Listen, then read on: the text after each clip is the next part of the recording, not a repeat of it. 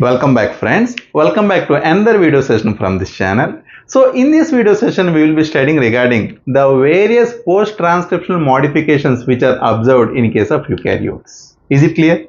So what are the various post-transcriptional modifications? So these post-transcriptional modifications which are observed in case of eukaryotes, they include 5' capping. Is it clear?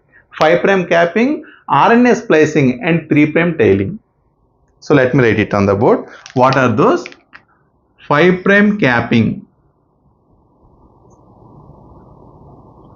5' capping, and the other one is RNA splicing, and the next one is 3' tailing. Is it clear? So all these are the various post-transcriptional modifications which are observed in case of eukaryotes. So now here my question is, why the specific eukaryotic mRNA before exporting from the nucleus to the cytoplasm, it has to undergo these modifications? So the answer to this question is very simple. As I have already mentioned you earlier in my previous video sessions, in case of the cytoplasm, there is an availability of huge number of exonucleases. So these exonucleases which are very abundant in the cytoplasm, they are capable to cleave the extreme 5' end and as well as the extreme 3' end of the eukaryotic mRNA. Is it clear? So let me present it here. So let us assume it as the nucleus. And here it is nothing but the cytoplasm, and here the specific eukaryotic mRNA which has synthesized during the transcription mechanism.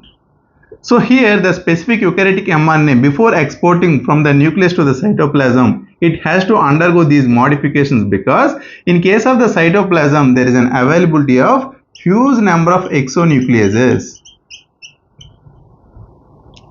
Is it clear? So these exonucleases, as the name itself suggests, these are the enzymes which are capable to cleave the extreme 5' end and as well as the extreme 3' end of the eukaryotic mRNA. So in order to overcome the problem, in order to eradicate the problem, the specific eukaryotic mRNA, it has to undergo 5' capping and as well as 3' tailing. Is it clear? So at first we will be studying regarding the 5' capping mechanism. What exactly happens during the 5' capping mechanism? Is it clear? So during the 5' capping mechanism, in specific regular base, it successfully recruits at the extreme 5' end of the eukaryotic mRNA. Is it clear? In order to overcome the specific degradation by the various nucleases at the extreme 5' end of the eukaryotic mRNA and specific regular base, it successfully recruits at the extreme 5' end of the eukaryotic mRNA. So here you make it a small clarification. If a normal base, if it successfully recruits at the extreme 5' end of the eukaryotic mRNA, then what is the advantage of 5' capping? Because the specific exonuclease, it is capable to cleave any specific nucleotide which remains at the extreme 5' end and as well as the extreme 3' end. If a normal base, if a normal nucleotide like AUGC, is it clear? If a normal nucleotide like AUGC, if they successfully recruit at the extreme 5' end, under such condition, the specific exonuclease, it successfully cleaves or it successfully degrades the specific eukaryotic mRNA. So the reason why, instead of the recruitment of a normal base like AUGC, here in case of the 5' capping mechanism, a modified regular base, it successfully recruits at the extreme 5' end of the eukaryotic mRNA. And this specific modified regular base, it is nothing but what? 7-methylated guanosine nucleotide. Is it clear? So let me write it on the board. What it is? 7-methylated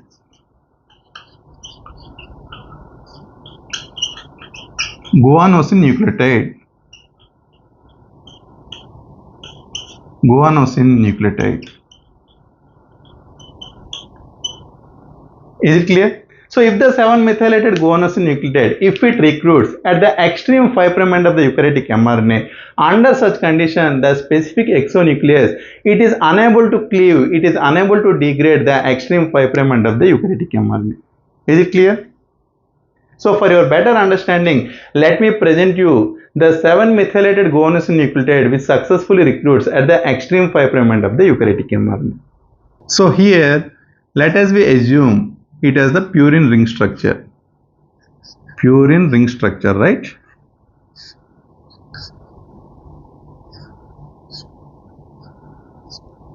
So here there is an availability of amino group, and here there is an availability of one nitrogen atom, and here there is an availability of one more other nitrogen atom. So it is nothing but what? Purine ring structure, right? Purine ring structure.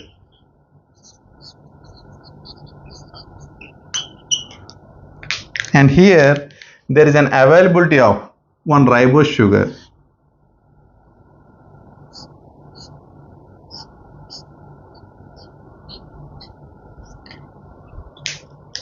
So here it is nothing but the 2' hydroxyl group, and it is the third hydroxyl group.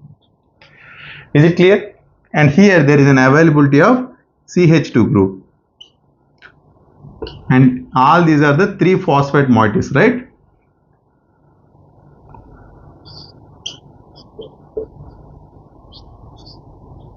Phosphate moieties.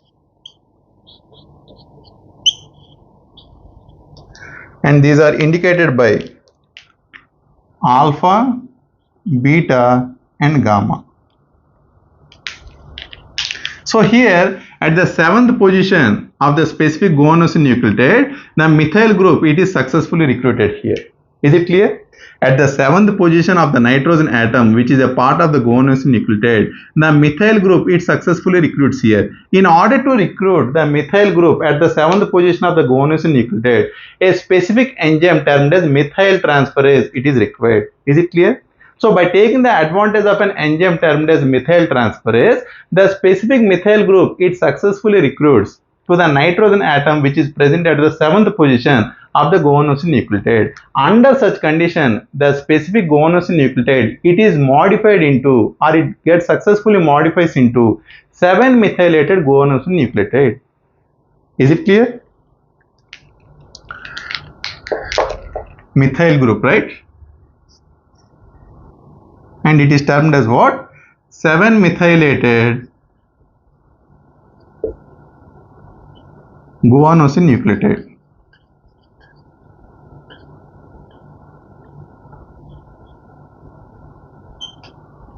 Is it clear?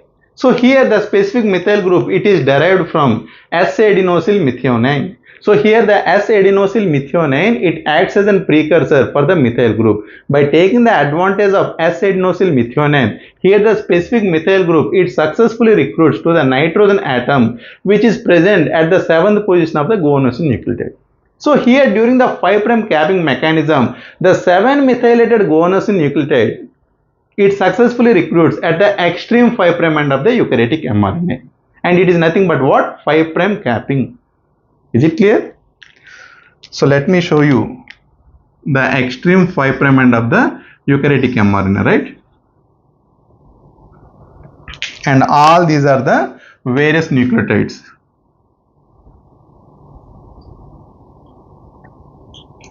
Eukaryotic mRNA.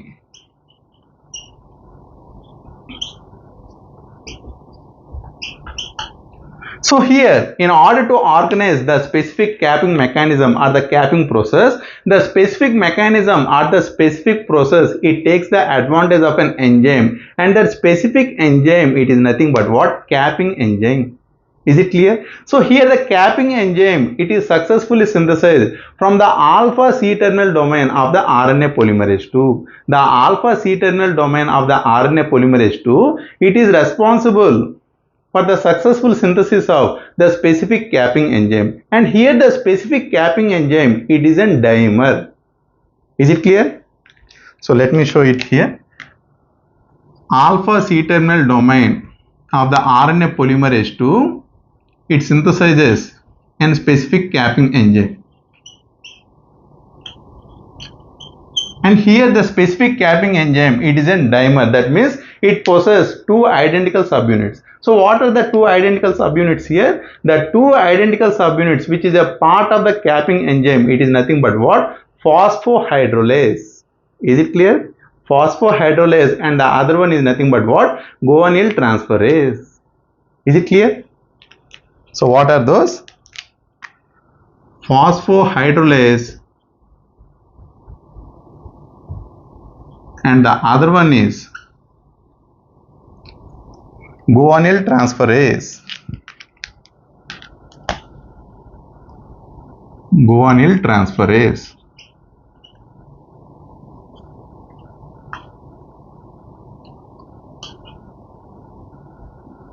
Is it okay for you?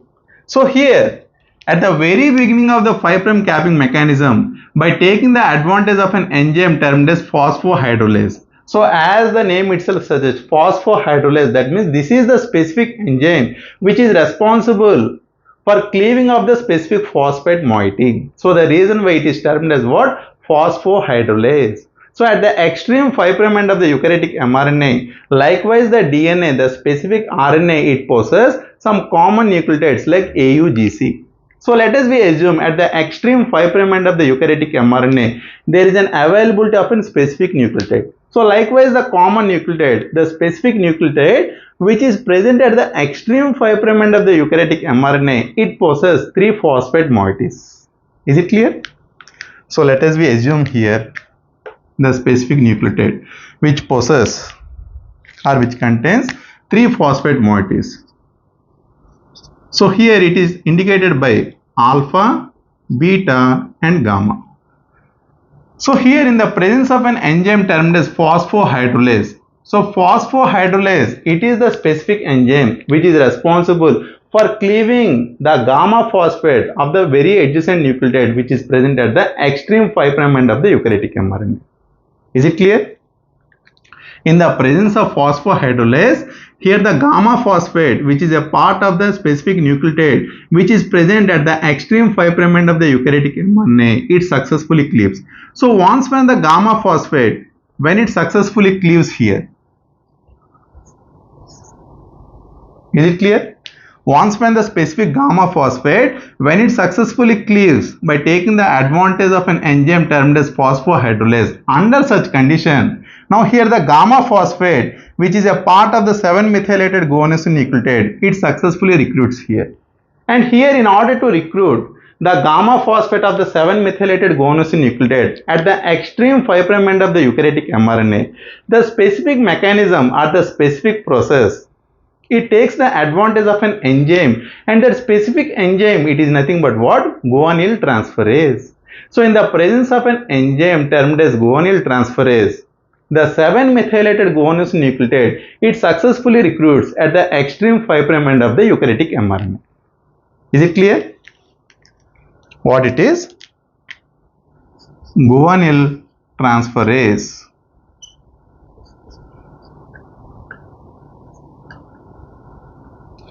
Now here the 7-methylated guanosine nucleotide, it successfully recruits here. So once when the 7-methylated guanosine nucleotide, when it successfully recruits at the extreme 5' end of the eukaryotic mRNA, it is termed as what? Cap knot. Is it clear? What it is? Cap knot.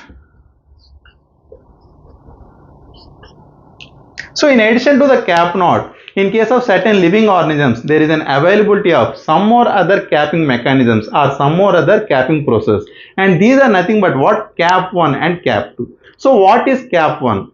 So in case of the Cap1, the specific 7-methylated guanosine nucleotide, instead of recruiting to the very first nucleotide, the 7-methylated guanosine nucleotide, it successfully recruits to the specific nucleotide which is present at the second position. The 7-methylated guanosine nucleotide, if it successfully recruits to the specific nucleotide which is present at the second position, under such condition, the specific capping mechanism or the capping process, it is termed as what? Cap1. Is it clear? What it is? Cap1. So in addition to Cap1, in case of certain multicellular organisms, there is an availability of one more other capping mechanism or the capping process, and it is nothing but what? Cap2. Is it clear what it is? Cap2. So what is Cap2? So during the Cap2 mechanism, the specific methylated guanose nucleotide, it successfully recruits to the specific nucleotide which is present at the third position. But here the specific guanose nucleotide, it won't possess or it won't contain the specific methyl group at the seventh position. Is it clear? So during the Cap2 mechanism, the methylated guanose nucleotide, it successfully recruits to the specific nucleotide of the eukaryotic mRNA which is present at the third position, and here the specific guanose nucleotide, it won't possess or it won't contain the specific methyl group at the seventh position. Instead of having the specific methyl group at the seventh position, the specific methyl group, it remains at the sixth position. So here the specific 6-methylated guanose nucleotide, it successfully recruits to the specific nucleotide which is present at the third position. And this specific mechanism and this specific process, it is nothing but what? Cap2. Is it clear? So here in case of lower protists, is it clear? In case of lower protists, the most commonly observed capping mechanism or the capping process, it is nothing but what? Cap0. So let me write it here. In case of lower protists, the Cap0 mechanism, it is most commonly observed, and in case of lower vertebrates, the Cap1 mechanism is observed. Lower vertebrates,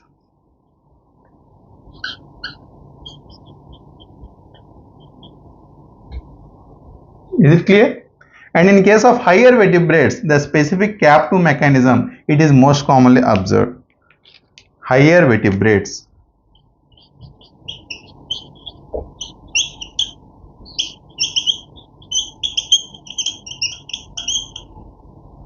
Is it okay for you? So now here my question is, what are the various advantages of 5' capping mechanism? If the specific eukaryotic mRNA, if it takes the advantage of 5' capping mechanism, under such condition, the specific eukaryotic mRNA, it is capable to overcome the specific degradation which is induced by the various exonucleases in the cytoplasm. Is it clear? So in addition to that, if the methylated guanose nucleotide, if it successfully recruits at the extreme 5' end of the eukaryotic mRNA, under such condition, the specific eukaryotic mRNA, it is capable to export from the nucleus to the cytoplasm so accurately.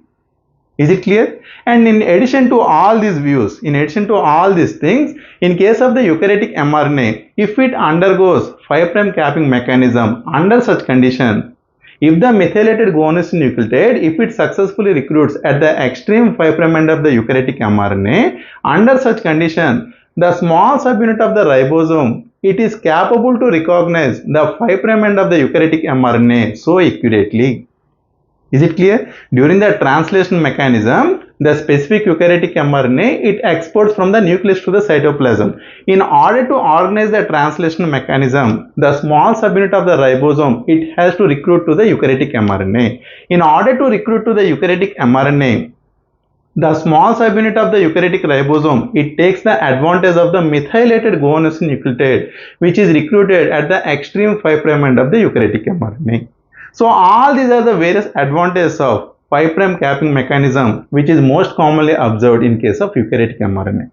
Is it clear? So this is regarding the 5' capping mechanism or the 5' capping process which is most commonly observed in case of eukaryotes. So in addition to the 5' capping mechanism, in case of eukaryotes, there is an availability of one more other post-transcriptional modification, and that specific modification, it is nothing but what? 3' polyadenylation. Is it clear? So as I have already explained you regarding the 3' polyadenylation mechanism in my previous video session, so the reason why I won't explain you the 3' polyadenylation mechanism in detail. So just orally I will demonstrate you what exactly happens during the 3' polyadenylation.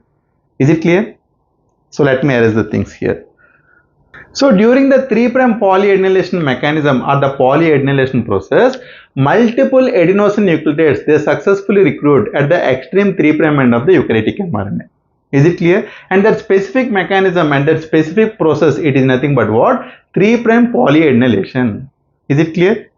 So let us we assume it as the double-stranded genomic sequence.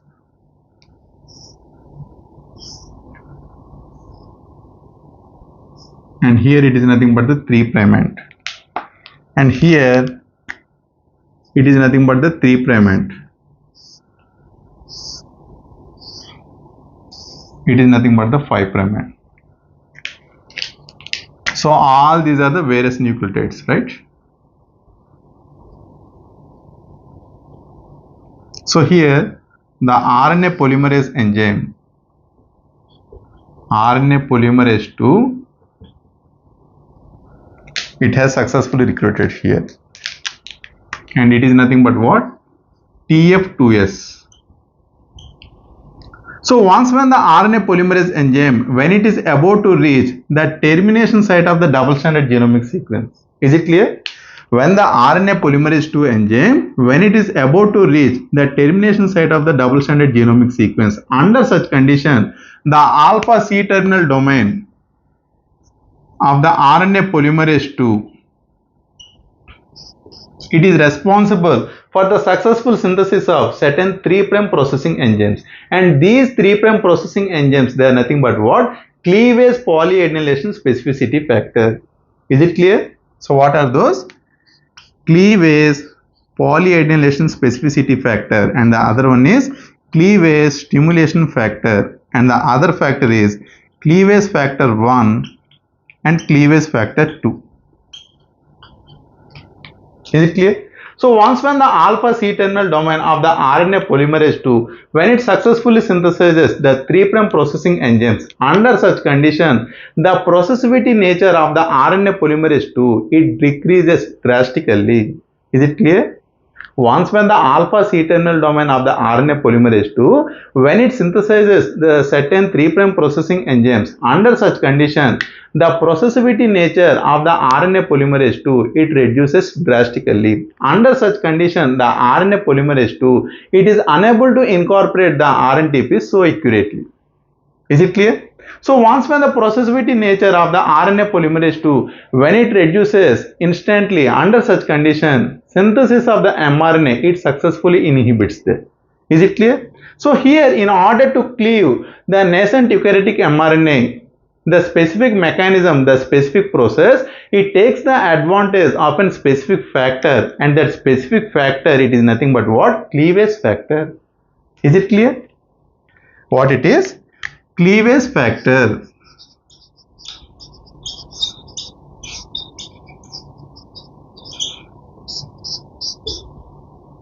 Is it okay for you? So here the specific cleavage factor itself, it won't cleave the specific eukaryotic mRNA from the site of the synthesis. In order to cleave the nascent eukaryotic mRNA from the site of the synthesis, the specific mechanism, it takes the advantage of one more other factor, and that specific factor, it is nothing but what? Cleavage stimulation factor. Is it clear? What it is? Cleavage stimulation factor. So in the presence of cleavage stimulation factor, the specific cleavage factor, which is an endonuclease, what it is? Endonuclease, it is capable to cleave the nascent mRNA. So here there is an availability of nascent mRNA, right? So here the nascent mRNA, it successfully cleaves from the site of the synthesis by taking the advantage of cleavage factor.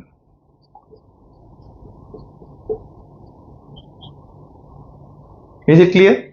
So after the successful cleaving of the eukaryotic mRNA from the site of the synthesis by taking the advantage of cleavage stimulation factor and the cleavage factor, now here a specific enzyme termed as poly A polymerase enzyme, it comes into the picture.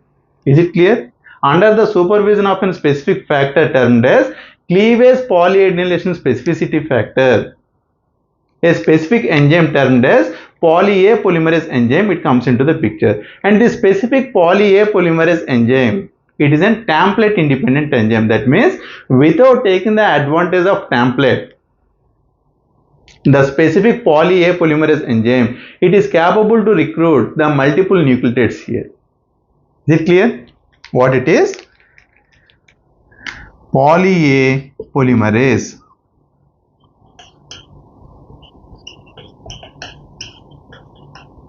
So here the specific poly A polymerase enzyme, it is responsible for the successful recruitment of a short oligonucleotide sequence.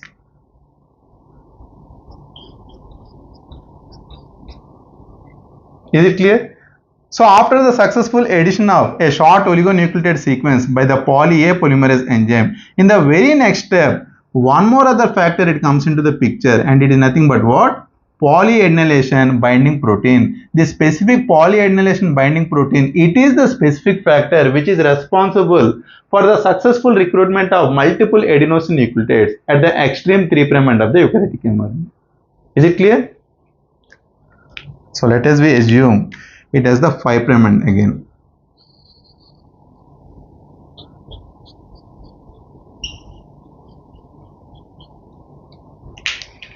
So all these are the adenosine nucleotides which were induced by the poly A polymerase enzyme.